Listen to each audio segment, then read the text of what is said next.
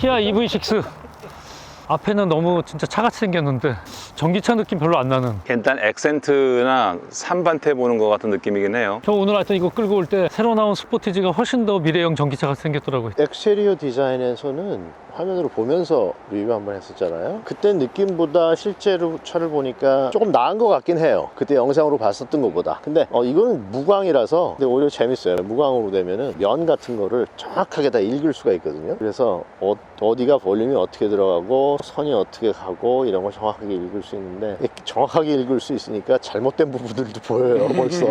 그럼요. 근데 전체적인 볼륨이 저는 좀 새로운 도전 같긴 해요. 물론 아이오닉 5하고 완전히 방향이 좀 다른 거, 그걸 차별화한 거는 확실히 있어요. 아이오닉 5 같은 경우는 그냥 아주 심플하게 면을 아주 그냥 대패 같은 걸로 깎아가지고 만든 것 같은데, 이거는 클레이로 진짜 동글동글하게 면을 잘 어떻게 볼륨을 다듬어서 강조를 한 그런 느낌은 있긴 있어요. 그런 걸 보면 주로 요새 차 나오는 차 중에서는 계속 전통을 이어가는 포르쉐 뭐 911 같은 정도, 그 정도 빼놓고는 거의 사용을 하지 않는 그런 정도의 볼륨, 그런 면 처리, 그런 걸 여기 적용을 했는데, 그러면서도 밑에서부터 검은색에서 위로 뒤에 리어 위라치로 올라가면서 치고 올라가서 그게 이제 램프가 되고 거의 스포일러처럼 되는 그런 거는 요새 기아는 그걸 완전히 그 아이덴티티로 굳힌 것 같아요. K8도 그랬죠? K8도 그렇고.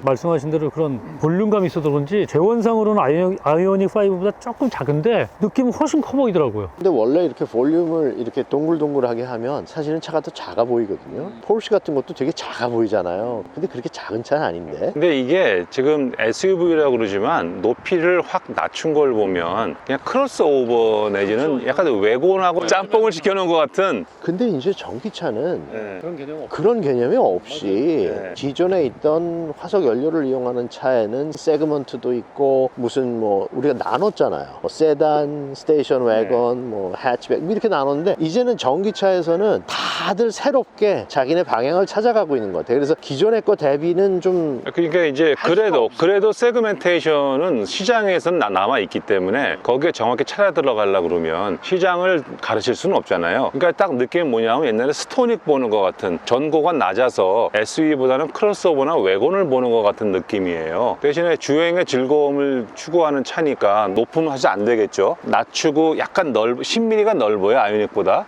넓어서 이렇게 좀 달리는 맛을 주는 그런 거는 알겠어요. 그건 알겠는데, 전기차라는 게 내연기관 달라갖고 무게중심이 가운데 오고 차가 무거워지니까 이것저것 또 많이 해야 되니까 새로운 스타일로 디자인해야 되는 거는 맞지만, 이건 기존 외양부터가 내연기관하고 별 차이가 없는 모양이잖아요. 이질감이 없이 기존 시장 세그먼트에 들어가려면 사실은 그걸 좀 아직은 지켜갈 필요가 있는 거, 안 그러면 실패할 가능성이 있어요. 그 아이오닉 5는 그냥 눈이 번쩍 이거 뭐야 진짜 미래차인가 하는데, 얘는 이거 원래 위화감이 없어. 그런 맛은 별로 없더라고. 느낌이 안 들고 그냥 멋진 내연기관 차 같은 생각이 들어요. 실내 공간은 같은 플랫폼이라고 해도 10cm 짧죠. 아이오닉 5가 3m인데 얘는 2.9m. 그러니까 이제 스포츠카 같은 기동성을 줘야 되니까 이걸 짧게 하고 아이오닉이 공간과 거주의 즐거움을 추구했다 그러면 이거는 주행의 즐거움을 추구하는 그 컨셉에 정확히 맞게 나왔다는 생각이 들어요. 거주 말씀하신 대로 아이오닉 5가 거주 공간 위주로 디자인했다. 그거는 아키텍처 같은 그쵸. 면을 많이 곡면을 주지 않고, 예를 들면 박스가 인간이 개발한 어떤 오브젝트지만 박스가 가장 많은 물건을 그죠? 실을 수 있잖아요. 아파트가 근데 이제 네모나게 나오는 거 똑같은 거죠. 네. 근데 이거는 그 개념보다는 사실은 이 차는 이렇게 면이라든지 이런 처리한 걸 보면은 포르쉐의 그런 면이라든지 이런 걸 보면은 헤드램프라든지 이런 거 귀여운 부분도 있지만, 사실 위라치 부분에 이런 하이라이트 같은 거 보면 둥그렇게 툭 튀어나오고 이게 굉장히 머슬, 근육을 표현하는 부분들이 있거든요. 근데 이것도 근육을 표현하는 게 사실은 아이오닉 5보다는 이거는 조금 더 스포티하게 더 달리고 더 근육질 있는 그런 느낌을 주고자 했던 것 같아요. 그래서 그런가 얘 같은 플랫폼이지만 얘가 주행거리가 아이오닉 5보다 같은 스펙일 때 한 10% 정도 더 길거든요. 그러니까 얘는 벌써 상 컨셉부터가 주행의 즐거움이니까 멀리 가고 충전 시간 짧게 하고 달리고, 그래서 내년도에 나온다는 GT 같은 것도 거의 580 호스파워 해갖고 100km까지 가속 시간이 3.2초? 3.5초, 거의 페라리 수준으로 나온다는. 근데 제로백이 이거는 이거 5.2초. 글쎄 굉장히 빠르더라고. 근데 아이오닉 5는 GT가 안 나오잖아요.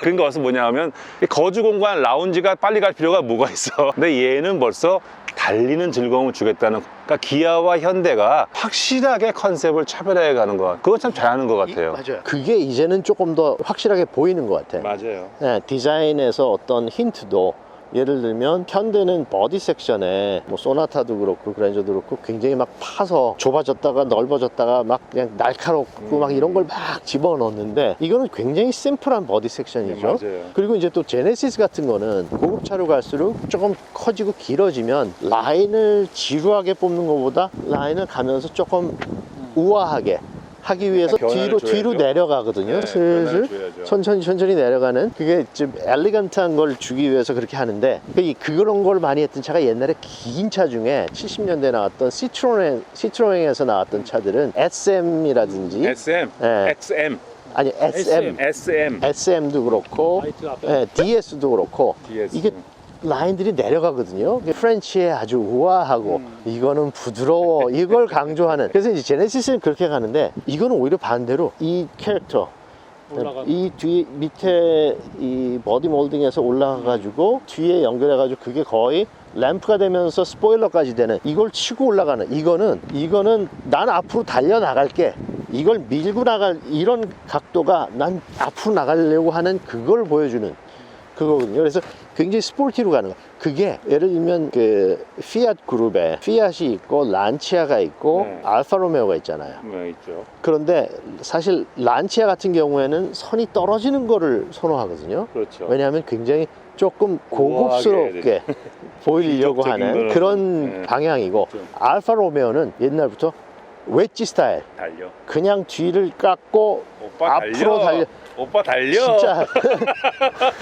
진짜 앞으로 그 스포티한 그걸 주는 거. 근데 그거를 난 현대 기아가 만약 그런 방향으로, 현대는 그냥 보편적이고 제네시스는 고급스럽고 기아는 굉장히 스포티한 방향, 그렇게 방향 저는 잡은 그게 것 오히려 같아요. 맞는 것 방향을 같아요. 잡은 것 네. 여기 이제 뒤에 옆에서 치고 올라오잖아요. 예. 치고 올라오는 게 K8보다 이건 더 완전히 급격하게 치고 올라왔어요. 어차피 리어 오뱅이 짧으니까 더 이걸 강조하는 건데, 이걸 강조하다 보니까 저는 그 영상으로 봤었을 때도 그런데 여기가 굉장히 그냥 비어서 밋밋하게 있는 그런 기분이 들었어요. 그치. 근데 그렇다고 여기다 뭘 잔뜩 집어넣지 않은 건 다행이에요. 아, 로고는 진짜 잘 바꿨어. 바꾸기 잘한 것 같아요. 깔끔해 보이고 모던해 보이는 것 같아요. 하여튼 뒤에서 봤었을 때 그 느낌이, 옆에 리어 휠아치가 이렇게 폴시처럼 이렇게 튀어나와 있잖아요. 자꾸 폴시 오너들이 별로 기분 좋아하진 않을지 모르지만 이렇게 튀어나와 있으니까 땅에 딱 이렇게 자세를 힘있게 좋아하시는 거 그거. 앞으로, 막 이렇게 같은. 앞으로 달려나가려고 하는 그런 기분, 그런 게 조금 느껴지기도 해요. 좋아요. 이제 스포일러가 옆에 요새 오징어 게임 많이 나오는 오징어처럼 살짝 오징어 귀처럼 옆에 살짝 튀어나오는 거, 저거는 제가 보기에는 뭐 디자인 요소도 있었겠지만 공기 역학적으로 뭔가 그 테스트를 하다가 저기를 그 윈터널에서 바람을 이렇게 보내면서 연기를 같이 해서 하다가 저기 뭐가 와류가 생기거나 그러면서 저기 이렇게 조금 늘렸을 때 뭐가 좋아지는 현상이 있었을 거예요. 그래서 뭔가를 했었던 것 같고, 뭐 리어 와이퍼 없는 것도 위에 그 스포일러를 통해서 공기가 빨리 지나가는 방향으로 해서 와이퍼를 없앤 거. 그냥 하여튼 일단 뒤에는 굉장히 깔끔하게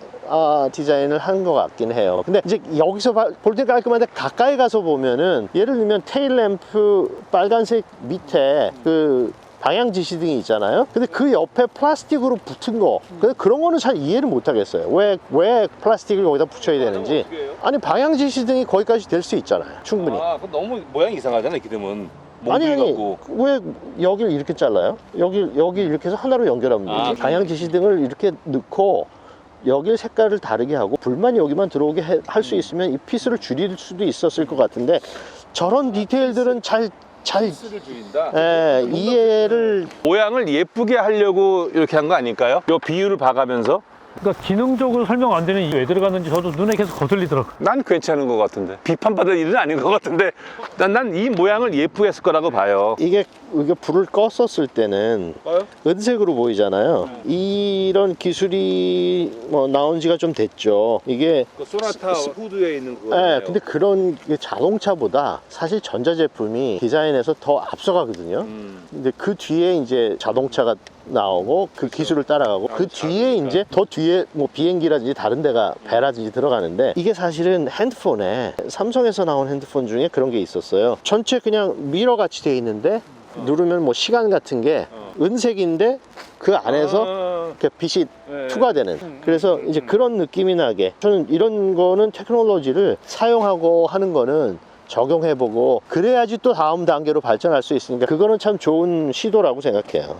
후진등이 좀 밑에 저렇게 들어오는 거 저것도 디자인하려면 진짜 어디에다 저기 이 안에나 어디다가 집어넣으려면은 보기도 싫고 뭐 이런데 디자인에 한계가 있는데 그냥 저기 뚝 떨어뜨려 가지고 저것도 그냥 쭉 옆에 있는 디자인하고 마찬가지로 그 뭐 벽돌 이렇게 쌓아놓은 것처럼 얇은 벽돌 그게 딱 들어가는 거 뭐 저런 거 되게 재밌는 것 같아요. 난 여기서 뭐 보통 소비자들이나 이런 사람들이 아마 잘 안 볼 수도 있는 부분이 하나가 보이는 게 되게 관능적인 여기에 볼륨 여기서 들어가요.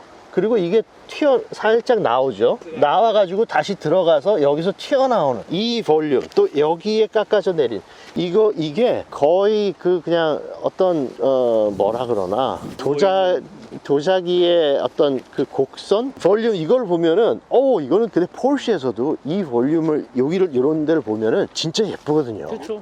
예, 프론트 휠 아치에서 들어와서 나가고 또 리어 휠 아치 튀어나오는 그런 라인들을 보는 게 되게 멋져요. 근데 여기도 볼륨을 아주 그냥 멋있게 재밌게 잘 처리를 한 것 같아요.